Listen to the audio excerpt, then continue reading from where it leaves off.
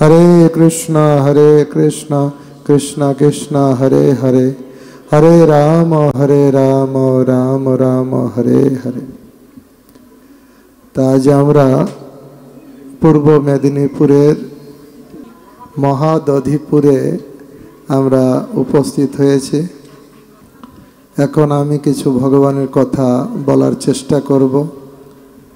শুরুতে আমি আমার পরমারাধ্য গুরুদেব শিল জয় পতাকা স্বামী গুরুমহারাজের চরণে দণ্ডবত প্রণাম নিবেদন করে গুরুদেবের কৃপা আশীর্বাদ করুণা প্রার্থনা করছি। এরপরে আমি আমার পরম গুরুদেব শিল অভয় চরণারবিন্দ ভক্তি বেদান্ত স্বামী শিল প্রভুপাদ, যিনি সারা পৃথিবী জুড়ে ভগবানের বাণী প্রচার করেছেন, তার চরণে দণ্ডবত প্রণাম নিবেদন করে তার কৃপা আশীর্বাদ করুণা প্রার্থনা করছি। উপস্থিত ভক্তবৃন্দ যারা এখানে উপস্থিত হয়েছেন এবং যেসব ভক্ত শুভ নববর্ষে আপনারা দূর দূরান্ত থেকে সোশ্যাল মিডিয়ার মাধ্যমে হরিকথা শ্রবণ করছেন, সবার চরণে আমি দণ্ডবত প্রণাম নিবেদন করে সবার কৃপা আশীর্বাদ করুণা প্রার্থনা করছি। তো আজ হচ্ছে নববর্ষ, বাংলায় নববর্ষ, ইংরেজিতে নববর্ষ আসে, আবার বৈষ্ণবীয় নববর্ষ হয়। এভাবে বিভিন্ন সময় নববর্ষে আমরা শুভেচ্ছা জানাই। এক হচ্ছে নববর্ষ আসলে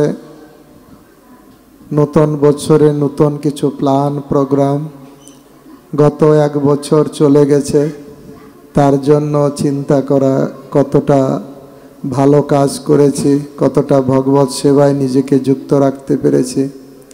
আর নববর্ষে ভক্তরা চিন্তা করে সামনে যে বছর আসছে সেই বছর যেন কৃষ্ণ ভাবনায় ভাবিত থাকতে পারি।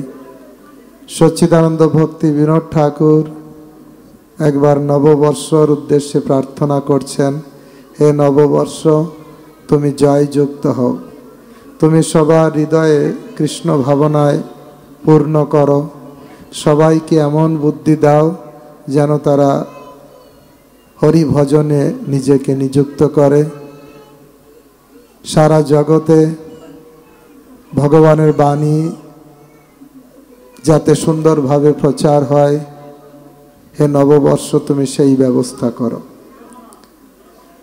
নববর্ষ ভক্তরা প্ল্যান করে, প্রোগ্রাম করে যে এই বছরে কিভাবে আমি আরো নিজেকে কৃষ্ণ ভাবনায় যুক্ত রাখতে পারি। কারণ আমি গতকাল রাত্রে বর্ণনা করছিলাম, এ মনুষ্য জীবন অতীব দুর্লভ জীবন। কারণ 84 লক্ষ জনের ভিতরে মনুষ্য দেহ 4 লক্ষ, 4 লক্ষর ভিতরে অধিকাংশ হচ্ছে পুলিন্দ, খস, বর্বর, অসভ্য।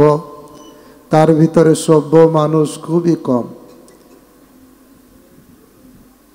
যারা সভ্য মানুষ তাদের ভিতরে বেশিরভাগই আস্তিক নয়, নাস্তিক। খুব কম সংখ্যক হচ্ছে আস্তিক, যারা ভগবানকে বিশ্বাস করে।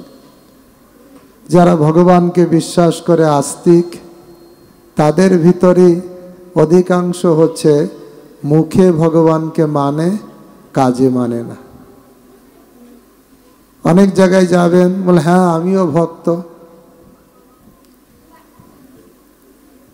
কিন্তু আপনি ভগবানের কথা পালন করেন না। না না, ওইসব গীতা ভাগবত পালন করার আমার সুযোগ নেই, আমি ভগবানকে মানি। কোন একটা ছেলে বলছে আমি বাবাকে মানি, আর একজন বলছে তোর বাবা তোকে ত্যায্য পুত্র করলো কেন, তুই তো বাবাকে মানিস। সে তখন বলছে আমি বাবাকে মানি, কিন্তু বাবা যা বলে তার উল্টোটা করি, ওই জন্য বাবা ত্যায্য পুত্র করে দিয়েছে।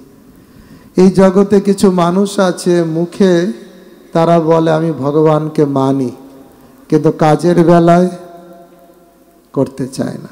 গীতাতে বলেছেন কৃষ্ণ মন্মনা ভব মদ্ভক্ত মজ্জাজি মাং নমস্কুর পালন করতে না, এটা পারি না, অন্যটা পারি। যজ্ঞাশিষ্ট সনসন্ত মুচ্চন্তি সর্বকিল বিষ। ভগবান বলেছে, আপনি তো ভগবানকে মানেন, ভগবান বলেছেন আমাকে না জিয়ে যে খায় সে প্রতি গ্রাসে গ্রাসে পাপ খায়। তাহলে আপনি ভগবানকে দিয়ে খান? না না না, আমি ভগবানকে দিয়ে। কিছু কিছু মানুষ মনে বলে যে আমি কিছু মানি কিছু মানি না। Plus into minus equal to plus হয় না মাইনাস হয়? মাইনাসই হয়। কিছু মানি কিছু মানি না মানে মানি না। তাই গীতার কিছু শ্লোক আমি পছন্দ করি, মানি, আর কিছু আমার পক্ষে কষ্ট হয় তাই মানি না। মানে একে বলে অর্ধ কুক্কুটি। একটা চাষি ছিল, তার একটা গাভী ছিল, আর গাভীতে 10 লিটার প্রতিদিন দুধ দিত পিছনের দিক দিয়ে, বাট আছে পিছনের দিকে দুধ পেত। কিন্তু সমস্যা হচ্ছে সামনের দিকটা, প্রতিদিন সামনের দিকে খেতে দিতে হবে, ভুসি দিতে হবে। তখন সে মনে করলো আমার দরকার তো পিছনের দিকটা, সামনের দিকটা রেখেই কী লাভ, বরঞ্চ ঝামেলা। ও একদিন সামনের দিকটা, গাভীর সামনের দিকটা কেটে ফেলে দিল। পরের দিন কি পিছনের দিক থেকে দুধ পাবে? পাবে না। গাভীর দুধ পেতে গেলে পিছনের দিকটাও রাখতে হবে, আর অর্থাৎ ভগবানকে বিশ্বাস করা মানে যেটা আমার পছন্দ ভগবান বলেছেন সেটাও মানতে হবে, ভগবান যেটা বলেছে যেটা আমার করতে কষ্ট হয় সেটাও মানতে হবে। একেই বলা হয় ভগবান। তাই মহাপ্রভু রূপ গোস্বামীকে শিক্ষা দিচ্ছেন, অধিকাংশ লোক মুখে মানে কাজে মানে না। যারা কাজে মানে তাদেরকে বলা হয় ধর্মাচারী। তার ভিতর অধিকাংশ হচ্ছে কর্মনিষ্ঠ। ধর্ম করবে, কিন্তু ধর্ম কি জন্য করবে? কিছু চাই, আমি তোমার সেবা করব, তুমি আমার সেবা করবে। ধনং দেহি জনং দেহি, একে বলা হয় কর্মকাণ্ডে। যেমন ব্যবসায়, যেমন দোকানদারের কাছে যাবেন, টাকা দেবেন, মাল নেবেন, তাহলে দোকানদারের সঙ্গে কোনো প্রেম হবে? লেনদেন, দিলাম আর পেলাম, তাতে প্রেম হয় না। তা কিছু ধর্মাচারী আছে, ভগবানের কাছে আসে লেনদেনের জন্য। আমি তোমার পুজো করব, আর পুজো শেষে তুমি আমার পুজোটা করবে, অর্থাৎ আমার সহযোগিতা করবে। তো এটাকে বলা হয় ধর্মাচারী, শুদ্ধ ভক্তি নয়। তাই চৈতন্য চরিতামৃতের 19 অধ্যায়ে মহাপ্রভু রূপ গোস্বামীকে শিক্ষা দিচ্ছেন, ধর্মাচারীর মধ্যে বহুত কর্মনিষ্ঠ, কোটি কর্মনিষ্ঠের ভিতর এক জ্ঞানী শ্রেষ্ঠ। কোটি জ্ঞানীর মধ্যে একজন মুক্ত, কোটি মুক্তের মধ্যে দুর্লভ এক কৃষ্ণ ভক্ত। তাহলে কৃষ্ণ ভক্ত কত দুর্লভ, বাইনোকুলার দিয়ে দেখতে হবে। শুধু তিলক পড়লে, শুধু দীক্ষা নিলেই যে বৈষ্ণব হওয়া যায় তা নয়। মহাপ্রভুর শিক্ষা অনুসারে অতীব দুর্লভ বৈষ্ণব। আর মনুষ্য জীবন পেয়ে যদি আমরা ভগবত ভজন না করলাম, তাহলে সেই জীবনটাকে শাস্ত্রে তুলনা করা হয়েছে পশুর থেকে উন্নত নয়। ধর্মহিতেশাং অধিক বিশেষ, ধর্মে নহিনা মানুষ পশু বি সমানা। আহার নিদ্রা ভয় মৈথুন, এইটা 4টে কর্ম, খাওয়া, ঘুমানো, বংশ বিস্তার, আত্মরক্ষা। এই 4টে কর্ম কুকুর বিড়ালও করে, মানুষও করে। মানুষ্য জীবনের সার্থকতা সেখানে যে মানুষ ভগবত ভজন করে, ধর্ম করে। যে মানুষের জীবনে ধর্ম নেই, আমি বলছি না, মহাভারতে বলছে, শাস্ত্রে বলছে, পশু সমানা। এমন দুর্লভ মানব দেহ, পাইয়া কি কর ভাবনা কেহ। এবে না ভজিলে যশোদা সুত, চরমে পড়িবে লাজে। একদিন ভজন সাধন না করলে অন্তিম সময় খুব আফসোস করতে হবে, খুব লজ্জায় পড়তে হবে। দুর্লভ জীবন পেয়েছিলাম, খাওয়া দাওয়া ঘুমানোর জন্য নয়। যে সুযোগ তো পশু জীবনেও পেয়েছিলাম, কিন্তু মনুষ্য জীবন পেয়েছিলাম ভজন করার জন্য। এমন আচার্যরা গাইছে, আমাদের হিট দিয়ে আঘাত করে আমাদের নাড়িয়ে দিচ্ছেন, আমাদের সুপ্ত চেতনাকে জাগরিত করার জন্য তারা বলছে, এমন কি লাগি আইলি ভবে। কি জন্য এসেছি ভবে? খাবো, ঘুমাবো, বংশ বিস্তার, আত্মরক্ষার জন্য এসেছি। তো কুকুরের জীবনেও খাওয়া আছে, ঘুমানো আছে, বংশ বিস্তার আছে, আত্মরক্ষা আছে। এমন কি লাগি আইলি ভবে, এমনও জনমে হরি না ভজিলি, সে তুই মানুষ কবে। এমন মনুষ্য জীবন পেলি আর হরি ভজন করলি না, তোকে কে মানুষ বলবে? উত্তর বলছে, আমি তো মানুষ, দুটো চোখ আছে, কান আছে, মাথা আছে, আকার তো পুরো মানুষের মতন, আমি তো মানুষ। তখন আচার্যরা বলছেন, মানুষ ও আকার হইলে কি হয়, করহ ভূতের কাম, নহিলে বদনে কেন না বলো শ্রীকৃষ্ণ গোবিন্দ নাম। মানুষ আকার হলেই কি তাকে মানুষ বলা যায়? কাজটা কি? ভূতের কাজ। কিছু মনে করবেন না, অনেক সময় যে কাজের মূল্য নেই তাকে বলি আমরা ভূতের ব্যাগার খাটলাম এতদিন ধরে, যেটার কোনো রেজাল্ট না যদি পাই তাহলে আমরা বলি ভূতের ব্যাগার খেটেছি। তাই আচার্যরা সেটাই বলছে, যদি হরি ভজন করলে না, আদর্শ বাবা, আদর্শ মা, আদর্শ ছেলে, আদর্শ সমাজ সেবক, সব আদর্শ হলো কেজগল টু ভূতের ব্যাগার খাটা। মানুষ আকার হইলে কি হয়, করো ভূতের কাম, নহিলে বদনে কেন না বলো শ্রীকৃষ্ণ গোবিন্দ নাম।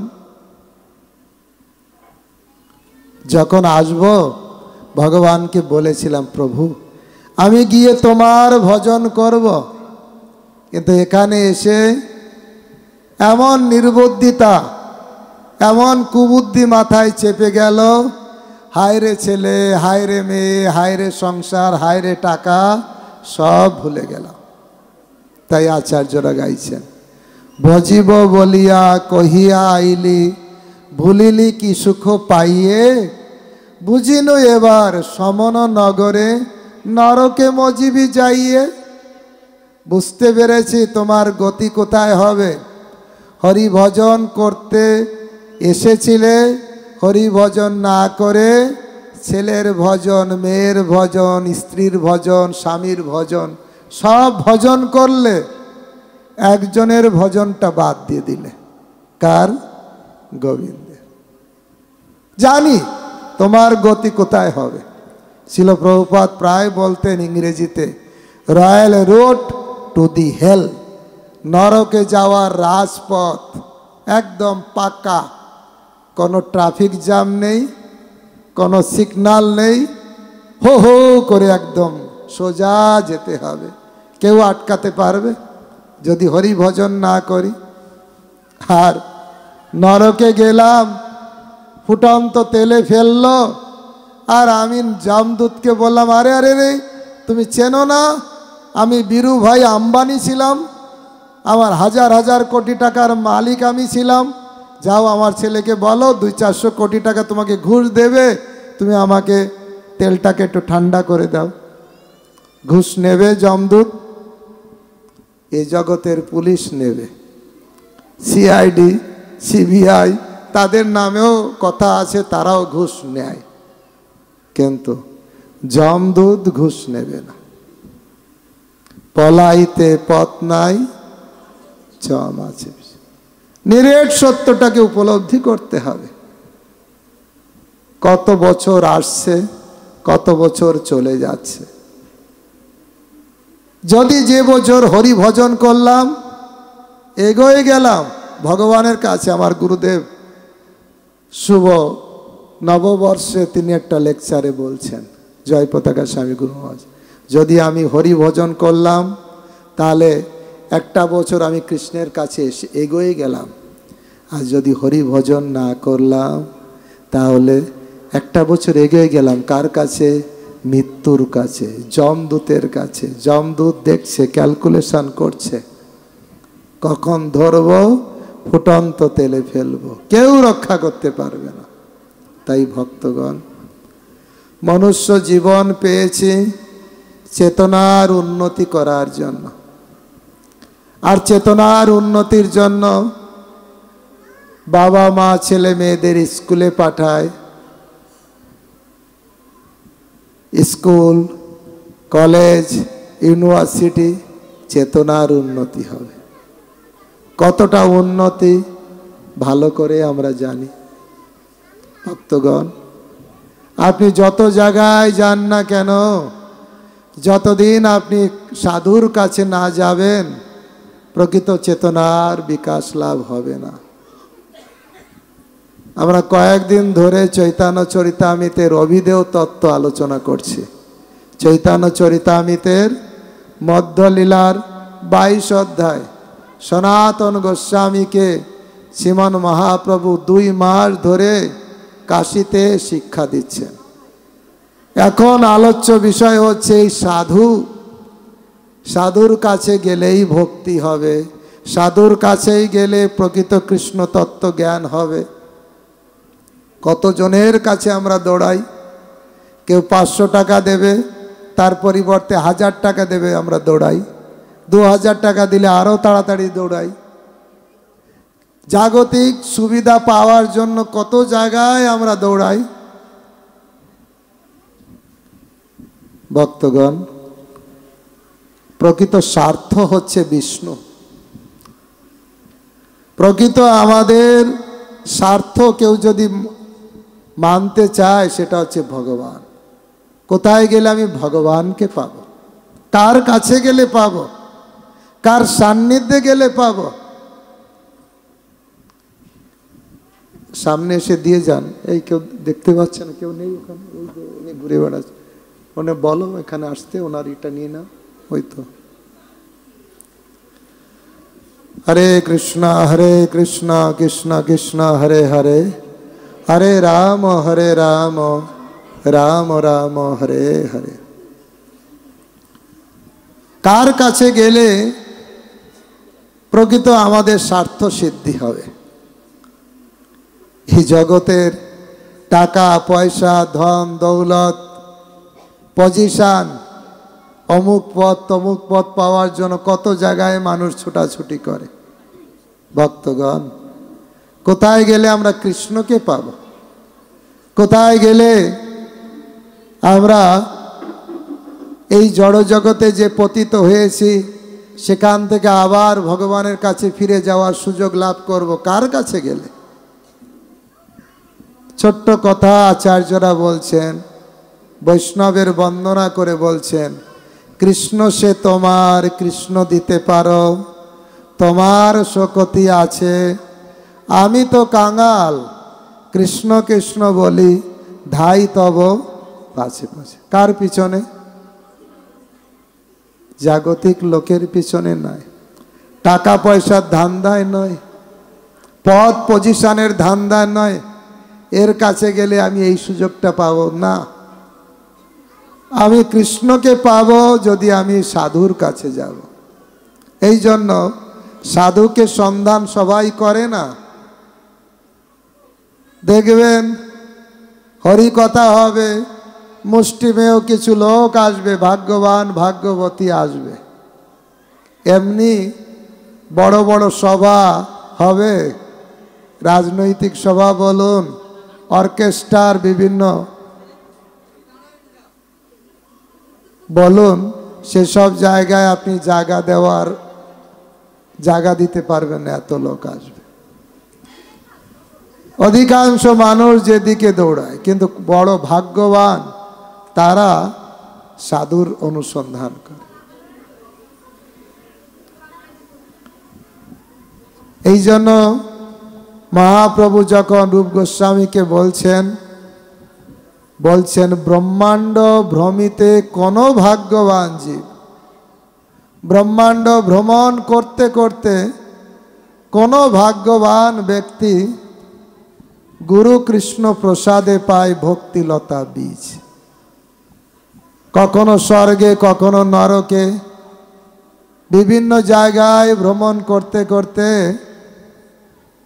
কোনো ভাগ্যবান কেউ যখন সাধুগুরু বৈষ্ণবের কৃপায়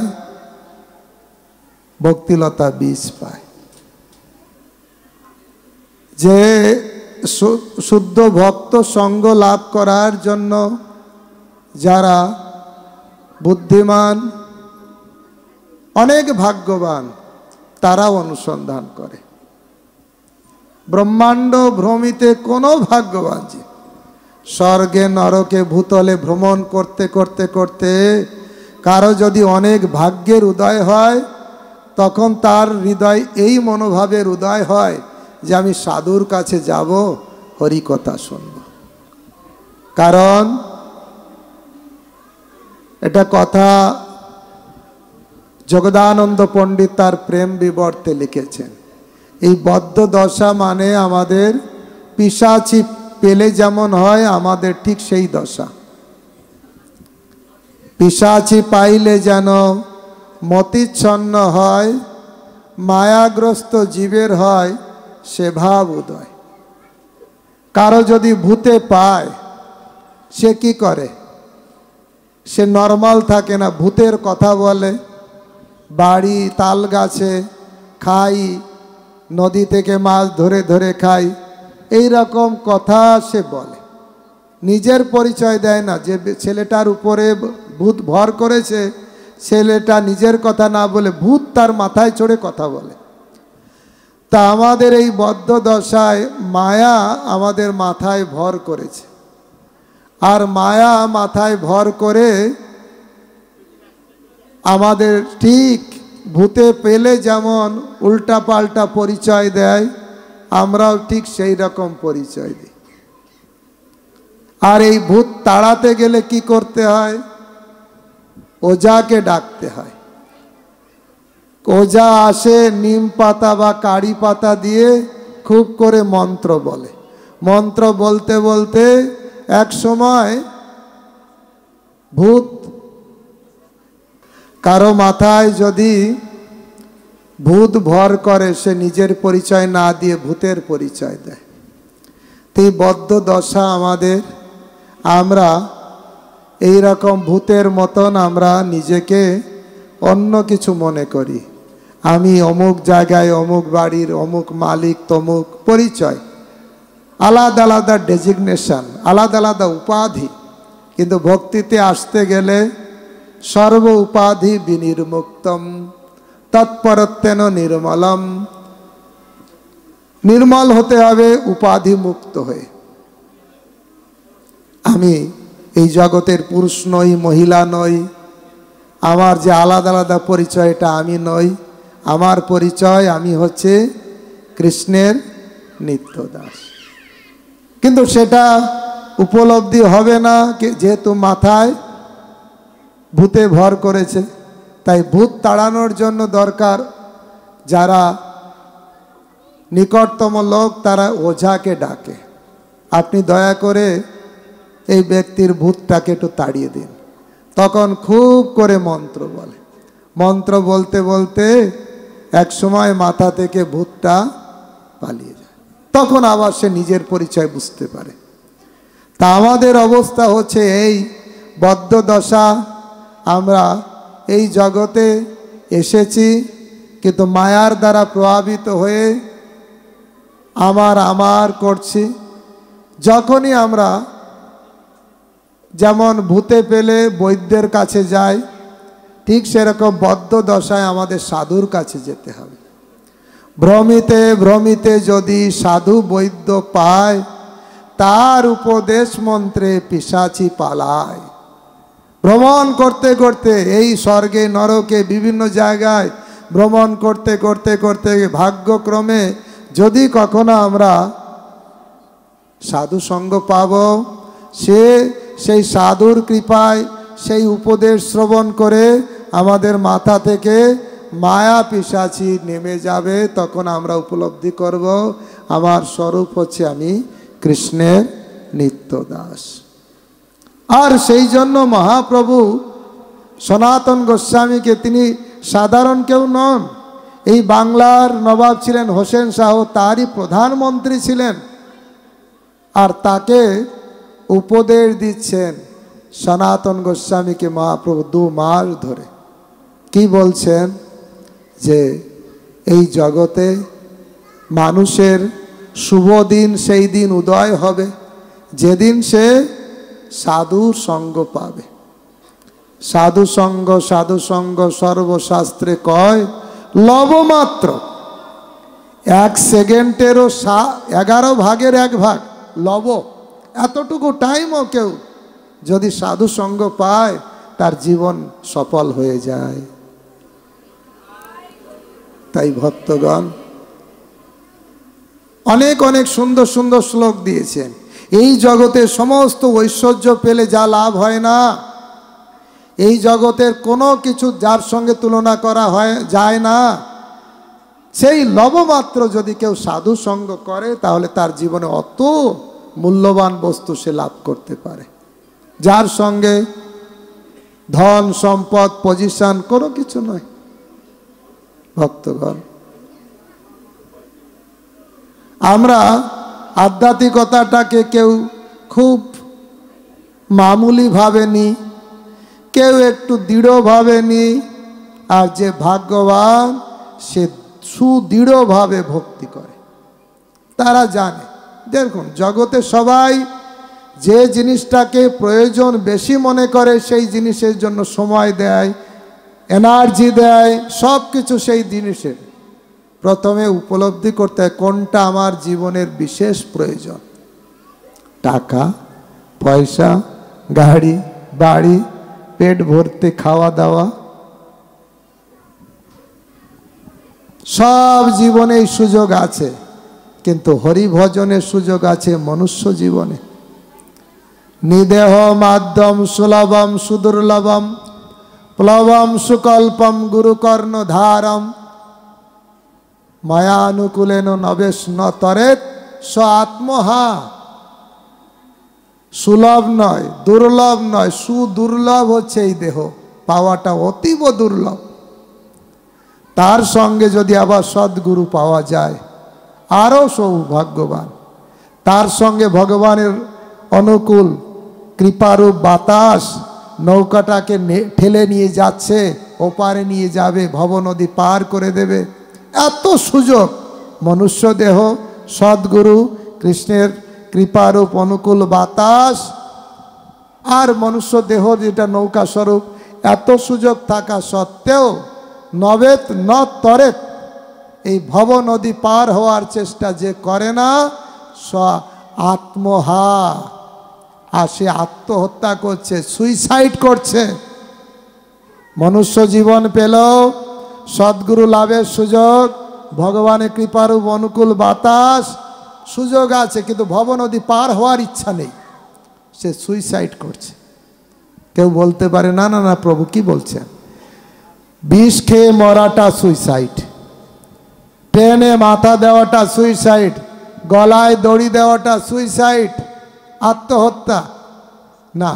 শাস্ত্রে বলছে এটা আত্মহত্যা নয়, এটা হচ্ছে দেহের হত্যা।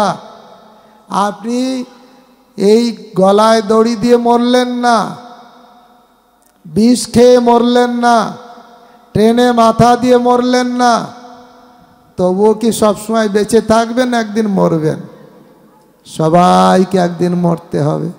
এটা হচ্ছে দেহের হত্যা। আত্মহত্যা তাকে বলে সুযোগ থাকা সত্ত্বেও, এত সুযোগ আছে, হরি ভজন করলো না, গোবিন্দের সেবা করলো না, সেটাকে বলা হয় আত্মহত্যা। আত্মার অধোগতি করা। দেহটা কুকুর বিড়ালও আছে, সব দেহ পাবো, কিন্তু সুযোগ পাবো গোবিন্দের ভজন করতে। এখানে একটা কুকুর আসলে কি আপনি বসতে দেবেন? আর আসবে কি? কয়টা কুকুর এসেছে, কয়টা শিয়াল এসেছে, মানুষ নামক উন্নত জীব এসেছে। তাই মনুষ্য জীবনে অনুসন্ধান করা সম্ভব, কেন আমি কষ্ট পাচ্ছি, আমি কষ্ট চাই না, কেন আমার জীবনে কষ্ট আসে,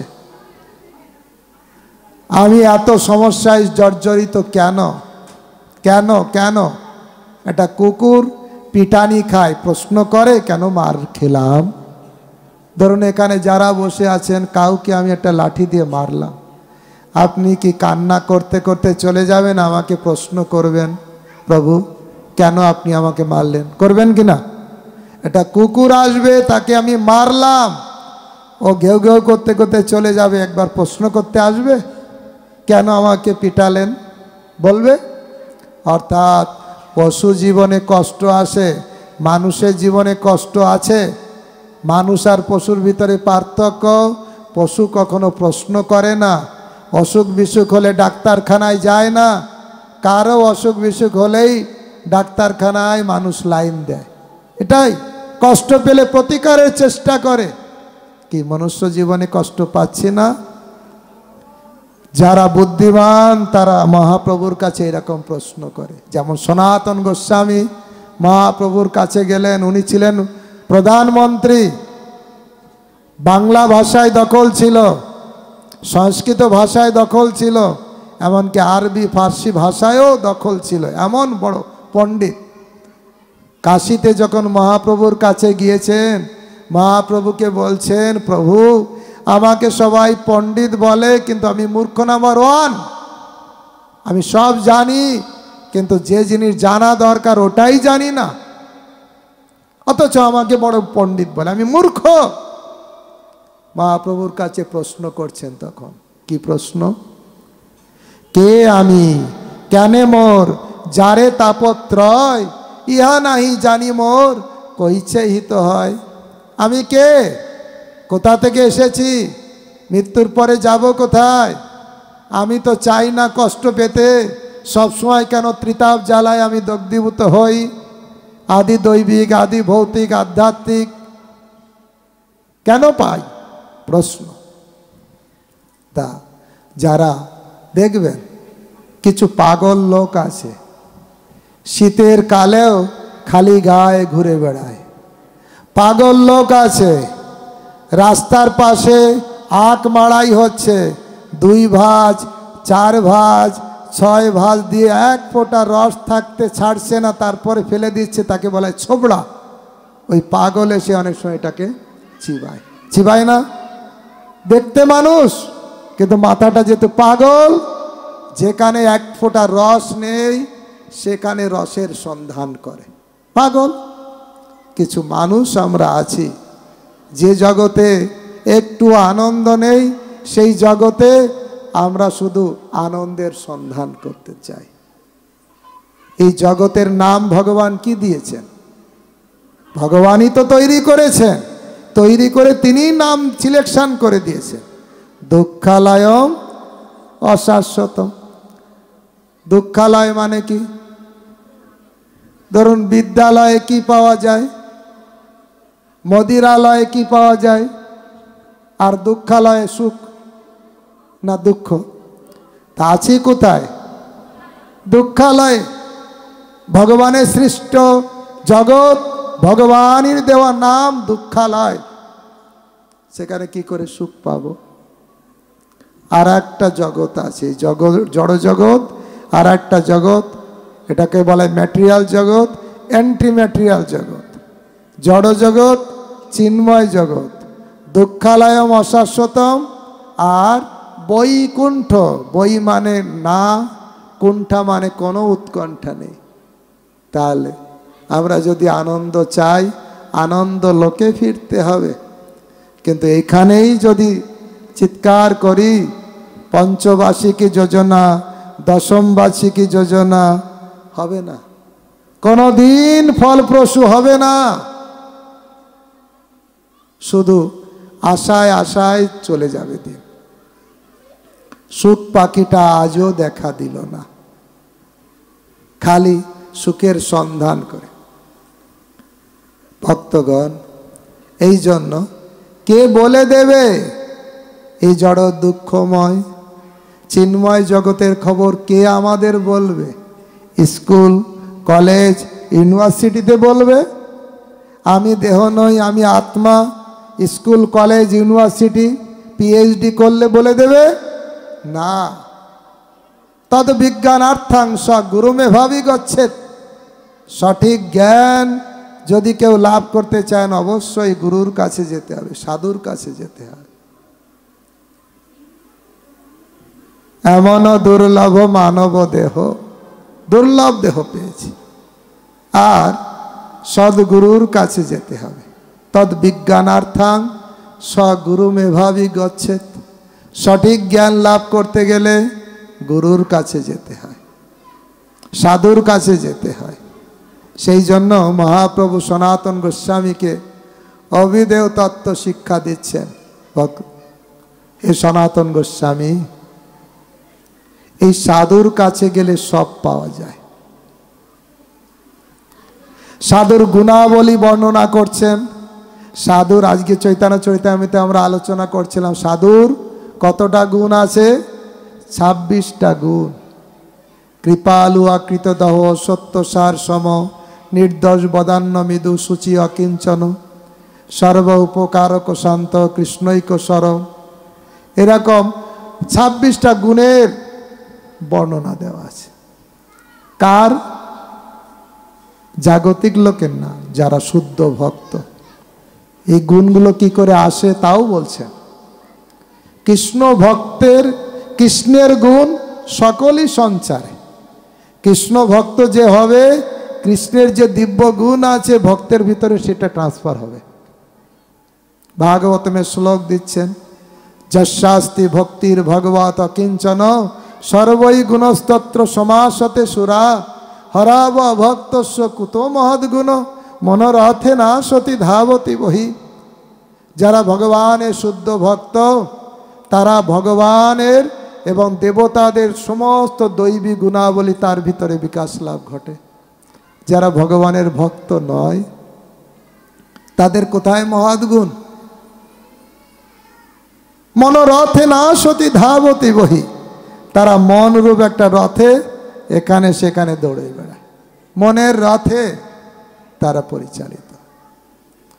অনেকে বলতে পারে না, যারা ভক্ত নয় কিন্তু ভালো ভালো মানুষ আছে, যেমন সমাজে অনেক কিছু ব্যক্তিকে দেখা যায়, অমুক অমুক, আমি নাম বলছি না, তাদের দেখা যায় ভালো গুণ ছিল।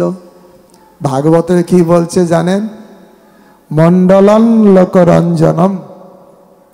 তাদের গুণটাকে তুলনা করা হয়েছে একটা মরা ব্যক্তি, মারা গেছে, এখন তার পরিবারের লোকেরা সেনকো জুয়েলারি থেকে সুন্দর সুন্দর সোনা দানা এনে তাকে সাজাচ্ছে। লোকেরা হাসবে না কাঁদবে? হাসবে। আরে লোকটা মরে গেছে, তাকে সুন্দর সোনা দানা দিয়ে সাজানোর কি দরকার আছে? ঠিক সেরকম যারা ভগবানের ভক্ত নয় তাদের ভিতরে যে ছিটে ফোটা যা ভালো গুণ, সেটা মরা ব্যক্তিকে সোনা দানা দিয়ে সাজানোর মতো, সেটা বিশেষ কাজের আসে না। ভক্তগণ, এই জন্য দৈব গুণাবলী ভক্তদের ভিতরে আসে, আর তাদের চরণ আশ্রয় গ্রহণ করলেও আমাদের জীবনেও আমরা সেই দিব্য গুণাবলী লাভ করতে পারি। এই জন্য আমরা হয়তো অযোগ্য, আমাদের কোনো যোগ্যতা নেই, কিন্তু যারা শুদ্ধ বৈষ্ণব, তারা ভগবানের খুব কাছের, তারা যদি আমার জন্য ভগবানকে কিছু আবদার করে, ভগবান এ আমার খুব ফলোয়ার, আমাকে খুব ভালোবাসে, এরকে আপনি একটু কৃপা করুন, তাহলে হয়ে যাবে। বৈষ্ণবের আবেদনে কৃষ্ণ দয়াময়, এহেন পামর প্রতি হবে না সদয়। বিনোদের নিবেদন বৈষ্ণব চরণে, কৃপা করি সঙ্গে লহ এই অকিঞ্চন। ভক্তি বিনোদ ঠাকুর গাইছেন, বৈষ্ণবের চরণে নিবেদন করছে। তাই দেখুন, আমরা যদি শুদ্ধ ভক্ত নাও হতে পারি, কিন্তু শুদ্ধ ভক্তের ভক্ত যদি হতে পারি, তাহলে আমার জীবন সার্থক হয়ে যাবে। বৈষ্ণবের সেবক যদি হতে পারি, বৈষ্ণবের দাস যদি হতে পারে, বৈষ্ণবের অনুগত যদি আমি হতে পারি, তাহলে আমার জীবন সফল হয়ে যাবে। একটা ছোট্ট কাহিনী বলে আপনাদের বোঝানোর চেষ্টা করছি, সত্য ঘটনা বলবো। আপনারা যারা দক্ষিণ ভারতে গিয়েছেন, কাঞ্চিপুর, ওখানে এক আছে বিষ্ণু কাঞ্চি, একটা আছে শিব কাঞ্চি। বিষ্ণু কাঞ্চিতে বিষ্ণু ভগবান আছে, তার নাম হচ্ছে বরদরাজ ভগবান। আর তার একজন সেবক ছিলেন, তার নাম ছিল কাঞ্চিপূর্ণা। কি নাম ছিল? কাঞ্চিপূর্ণা। এই কাঞ্চিপূর্ণা ভগবানের খুব প্রিয় ছিলেন। প্রতিদিন এই বিষ্ণু ভগবান বরদরাজ ভগবানকে সন্ধ্যার সময় এসে সন্ধ্যার থেকে সারা রাত ধরে বাতাস করতেন, এই সেবা করতেন। ওই ভগবান যজ্ঞ থেকে প্রকট হয়েছেন, এই জন্য ভগবানের গায়ে খুব গরম। এই জন্য দক্ষিণ ভারতে দেখবেন এরকম পাখা আছে, এরকম দড়ি দিয়ে টানতে হয়, আর পাখা এরকম বাতাস হয় মন্দিরের ভিতরে। তখন ওই এসি নেই, নেই, ওই বাতাস করতে হয়। তাই কাঞ্চিপূর্ণা কৃষ্ণ, এই বিষ্ণুর পরম ভক্ত, তিনি সারা রাত ধরে ভগবানের এই সেবা করেন, আর কি ভগবানের সঙ্গে কথা বলেন। বিগ্রহ কিন্তু ভক্তের সঙ্গে কথা বলেন। কি বিগ্রহ কথা বলতে পারে? প্রমাণ, সাক্ষী গোপাল এসেছিল সাক্ষী দিতে, বিয়ের ঘটকালি করতে, করেছে না? কথা বলেছে, হেঁটে হেঁটে এসেছে সেই বৃন্দাবন থেকে বিদ্যানগরে।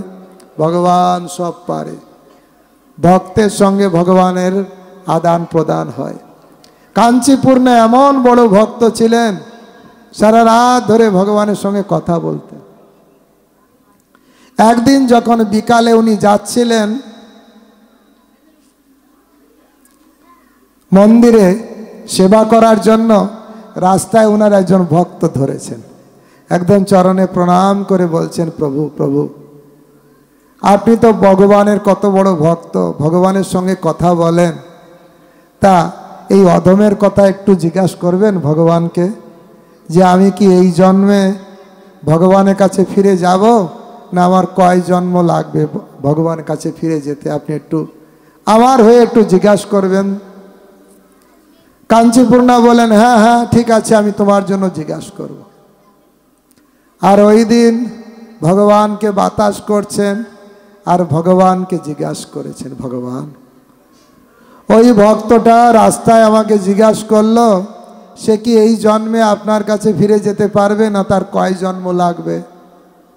সঙ্গে সঙ্গে ভগবান উত্তর দিয়ে দিলেন, না না না না না, ওই ভক্ত এই জন্মেই আমার কাছে চলে আসবে। হরি বল। আপনারা যদি এই কনফার্মেশন কারো কাছ থেকে পেতেন কেমন লাগতো, আর স্বয়ং ভগবানের কাছ থেকে যদি পেতেন কত কোন। একবার কনফার্মেশন আরো একজন পেয়েছিলেন, সবুরি বুড়ি।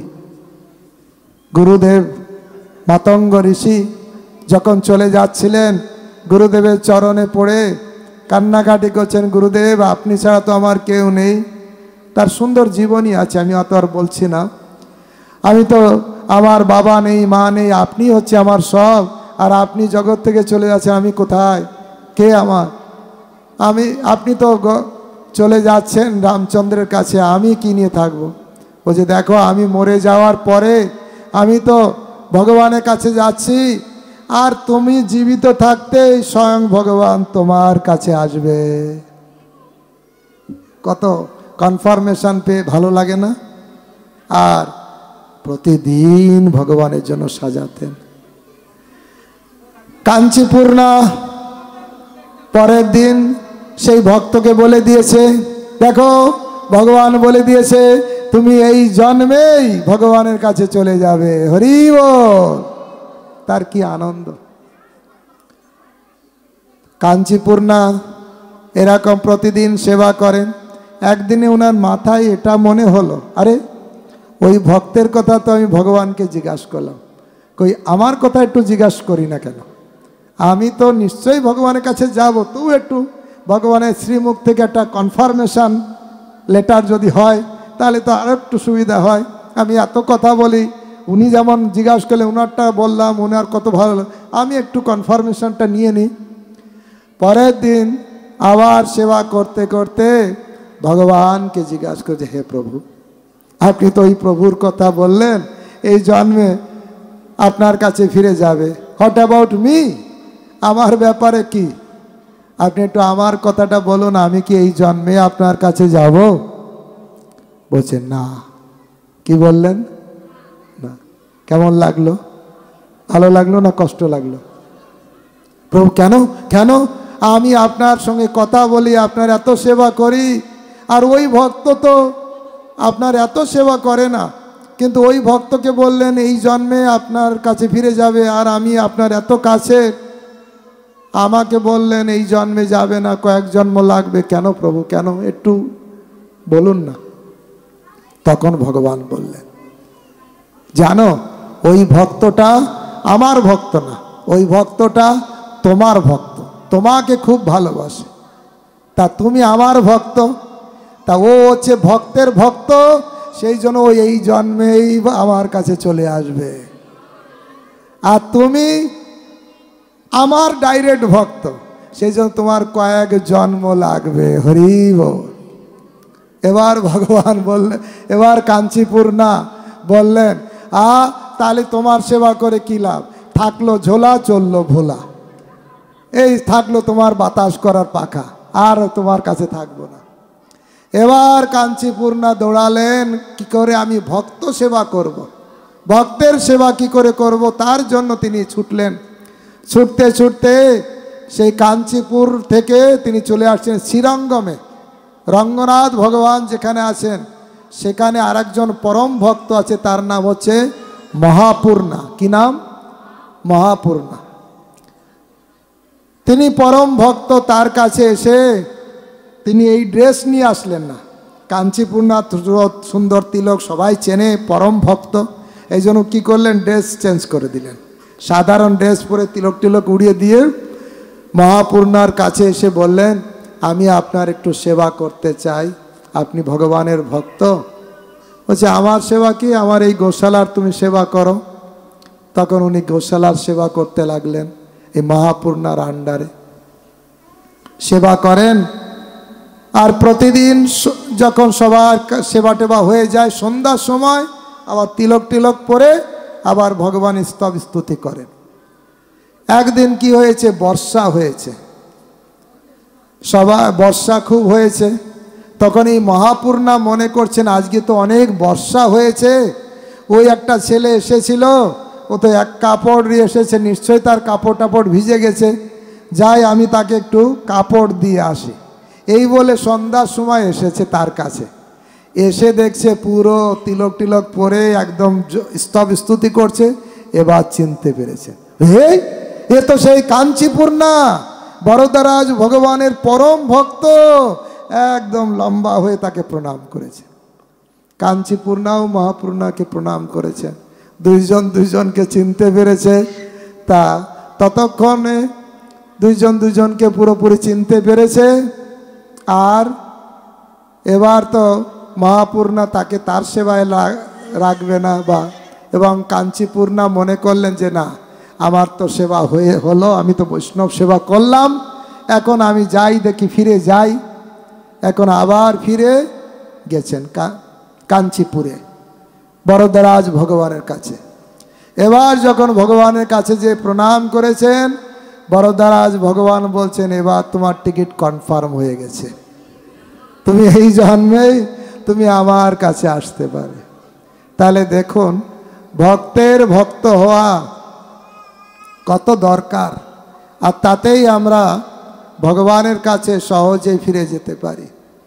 সম্রাট কুলশেখর একটা শ্লোক লিখেছেন, মজ্জন্ম ফলমিদং মধুকৈট ভারে মৎপ্রার্থনীয় মদনুগ্রহ এষ এব তদ্ভিত্ত ভিত্ত পরিচারক ভিত্ত ভিত্তস্য ইতিমাম সরলোকনাথ। সম্রাট কুলশেখর দক্ষিণ ভারতে বিরাট বড় রাজা ছিলেন। তিনি ভগবানের উদ্দেশ্যে মুকুন্দ মালা শ্লোক লিখেছেন। প্রভুপাদ শ্লোকগুলো খুব পছন্দ করতেন। একটা শ্লোক তো প্রায় বলতেন, কৃষ্ণ তদীয় পাদ পঙ্কজান্ত মদৈব মে বিশত মানস রাজহংস। তাই এই শ্লোকে সম্রাট কুলশেখর ভগবানকে বলছেন, মজ্জন্ম ফলমিদং মধুকৈট ভারে, আমার জন্মের সার্থকতা হে ভগবান, হে মধুকৈট ভারে, আপনি যদি আমাকে গ্রহণ করেন কি হিসাবে? আপনার দাস নয়, তদ্ভিত্ত ভিত্ত পরিচারক ভিত্ত, আপনার দাসের দাস, তার দাসের দাস, তার এরকম ছয় বার দাস দাস তার দাসের দাস বলে আপনি যদি আমাকে অ্যাকসেপ্ট করেন। তাই আমাদের চেষ্টা করতে হবে ভগবানের দাস না হতে, বরঞ্চ ভক্তের দাস হতে। যদি কখনো ভক্তের দাস হতে পারবো, তাহলে নিশ্চিত কোনো একদিন কৃষ্ণের দাস হবই হব। তাই ভক্তগণ, বৈষ্ণব মাহাত্ম্য বর্ণনা করছেন মহাপ্রভুর সনাতন গোস্বামীকে চৈতন্য চরিতামৃতের আপনারা পড়ে দেখবেন। সেখানে অভিদেয় তত্ত্ব হচ্ছে ভক্তি, আর ভক্তিটা লাভ হবে এই বৈষ্ণবের কাছ থেকে। ভগবানও ভক্তি দেয় না, ভক্তিটা আসে ভক্তের কাছ থেকে। ভগবান কেন ভক্তি দেয় না? ভগবান যদি ভক্তি দিতেন, ভগবানের নামে দোষ দেখা দিত। বিশ্বনাথ চক্রবর্তী ঠাকুর তার মাধুর্য কাদম্বিনী গ্রন্থে বলছে, কি দোষ দেখা দিত? ভগবান এক চোখা, কাউকে ভালোবাসে তাকে ভক্ত করেছে, কাউকে ভালোবাসে না বলে ভক্ত করেনি না। এই জন্য ভগবান সমহং সর্বভূতেষু, সবার প্রতি সমান। তাহলে আমরা ভক্তি পাবো কোথা থেকে? ওই মধ্যম স্টেজের ভক্তের কাছ থেকে। চৈতন্য চরিতামৃতের মধ্যলীলায় উত্তম অধিকারী ভক্ত সবাইকে কৃষ্ণময় দেখে, ওনার কাছে ভক্তি আসবে না। মধ্যম স্টেজের ভক্ত ঈশ্বরের সঙ্গে প্রেম, ভক্তের সঙ্গে ভালোবাসা, অজ্ঞ ব্যক্তিকে কৃপা আর বিদ্বেষীকে উপেক্ষা যে করে সমধ্যমা, এই মধ্যম স্টেজের ভক্তরা অজ্ঞের প্রতি কৃপা করেন। এই কৃপা থেকে ভক্তিটা ট্রান্সফার হয়। ধনীর কৃপা থেকে কি ট্রান্সফার হয়? ধন ট্রান্সফার হয়। জ্ঞানীর কৃপা থেকে কি ট্রান্সফার হয়? জ্ঞান ট্রান্সফার হয়। ঠিক ভক্তের কাছ থেকে কি ট্রান্সফার হয়? সেই জন্য ভক্তিটা জ্ঞানীর কাছে নয়, কর্মীর কাছে নয়, কার কাছে? ভক্তের কাছে। কারণ তার ভক্তি আছে বলেই তার নাম ভক্ত। এই জন্য ভক্তকে খুঁজতে হবে। জীবনে যদি কেউ শুদ্ধ ভক্ত পায়, এই জন্য শাস্ত্রে বলছেন কৃষ্ণের কৃপা হলে গুরুর কৃপা পায়। কৃষ্ণ যাকে কৃপা করে তাকে সদ্গুরু জুগিয়ে দেয়। নাই তো বিভিন্ন রকমের গুরু তো আছে, এসে ঘরে এসে বলবে বাবা পুকুর আছে, মাছ খাও, মাংস খাও, আমিও খাই। এরকমও গুরু আছে। তুমি বাবা গৃহস্থ, অত কিছু পারবে নাকি? তুমি ভিক্ষাটা নিয়ে নাও, তুমি যা ইচ্ছা তাই করো, যা খাচ্ছ তাই খাও। এ হচ্ছে ভণ্ড গুরু, এ হচ্ছে মানুষকে প্রতারণা করার গুরু। শুনতে খারাপ লাগতে পারে, কিন্তু আমি বলছি না। শিব যিনি পরম বৈষ্ণব, তিনি একদিন পার্বতীকে বলছেন, বলবো কি বলেছে শুনবেন? গুরু বহু বসন্তি, হে পার্বতী, এই জগতে গুরু অনেক আছে, শিষ্য বিত্তাপহারকা, শিষ্যদের টাকা পয়সা লুটপাট করার জন্য। শিষ্য বেশি হবে, প্রণামী পাবো, ধান্দা হবে, এই জন্য, শিষ্যের মঙ্গলের জন্য না, শিষ্যের টাকা পয়সা নেওয়ার জন্য। গুরুব বহু বসন্তি শিষ্য বিত্তাপহারকা সদ্গুরু দুর্লভম দেবী। হে দেবী, সদ্গুরু খুবই দুর্লভ। সদ্গুরু হরণ করে, কি হরণ করে? শিষ্য সন্তাপ, অর্থাৎ শিষ্যদের যে দুঃখ কষ্ট হরণ করে নিয়ে যায়, আর কৃষ্ণ প্রেম দান করে দেয়। তাই সদ্গুরু, কৃষ্ণের কৃপায় গুরু পাওয়া যায়, আর গুরুর কৃপায় কৃষ্ণকে পাওয়া যায়। হরে কৃষ্ণ কৃষ্ণ কৃষ্ণ হরে হরে, হরে রাম রাম রাম হরে হরে। তা আপনাদের ধন্যবাদ যে আপনারা ধৈর্য ধারণ করে আমার মতন অধমের কথা শুনলেন এতক্ষণ। ক্ষমা করবেন আপনাদের। আমাকে একটাই মনে হয় শেষ করতে বলেছিলেন, আমি একটু একটা 20-22 নিলাম, একটু সময় নিলাম। হ্যাঁ, এইভাবে কিছু কাজ আছে, আমি বসে আছি, যা করতে বলবেন। ও আবার প্রশ্ন উত্তর, ঠিক আছে। কোনো কি কাজ আছে সেটা রেডি করুন। আর কোনো প্রশ্ন আছে? আমি যা বললাম এতক্ষণ, আমি কিছু ভুল বলে থাকলে সংশোধন করে বলতে পারেন, যেটা এটা আপনি ভুল বলেছেন সেটা বলতে পারেন, অথবা কিছু জিজ্ঞাসা থাকলে জিজ্ঞাসা করতে পারেন। এটা কাঞ্চিপুরের ঘটনা, সেটা আমি শুনেছি রাধানাথ স্বামী মহারাজের কাছ থেকে। আমি গ্রন্থ পড়িনি। রাধানাথ স্বামী মহারাজ ইস্কনের একজন আচার্য। তিনি যখন দক্ষিণ ভারতে ভ্রমণে গিয়েছেন, ভক্তদের উদ্দেশ্যে কাহিনী বলছেন। নিশ্চয়ই তিনি শাস্ত্র থেকে পড়েছেন বা কাহিনী থেকে পড়েছেন। হ্যাঁ, আমি তো জানি না, আমি শুনেছি শ্রবণের মাধ্যমে। হ্যাঁ, কোথায় কি বলে?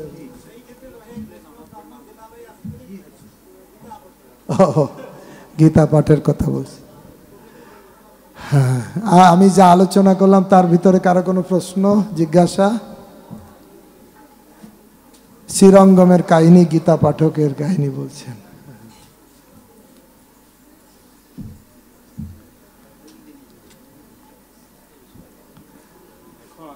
রঙ্গনাথ মন্দিরে যখন মহাপ্রভু গিয়েছেন, সেখানে একজন ভক্ত প্রতিদিন গীতা পড়েন, আর উনি লেখাপড়া জানেন না, কিন্তু গুরুদেব ওনাকে আদেশ করেছেন গীতা পড়তে। তাই প্রতিদিন পড়ে গীতা পড়েন, আর চোখের জলে বুক ভাসিয়ে দেয়। মহাপ্রভু জিজ্ঞাসা করছেন, হে ভক্ত, তুমি কি পড়ো? বলে, আমি গুরুদেবের আদেশ অনুসারে আমি গীতা পড়ি। তো তুমি কান্না করো?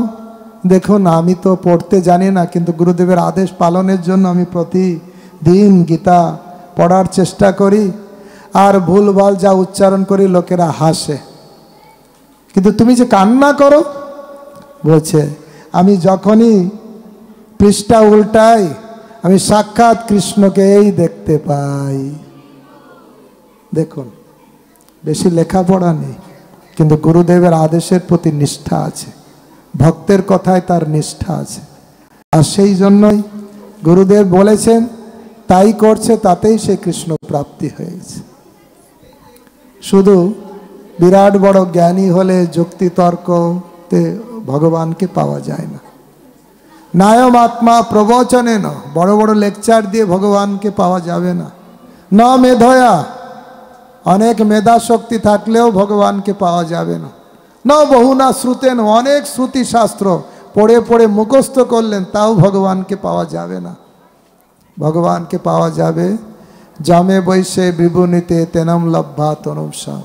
কেউ যখন ভগবানের প্রতি সেবা ভাব পরায়ণ হবে, বৈষ্ণবের প্রতি সেবা পরায়ণ হবে, স্বয়ংস্ফ হৃদয়ে প্রকটিত হবে ভগবান।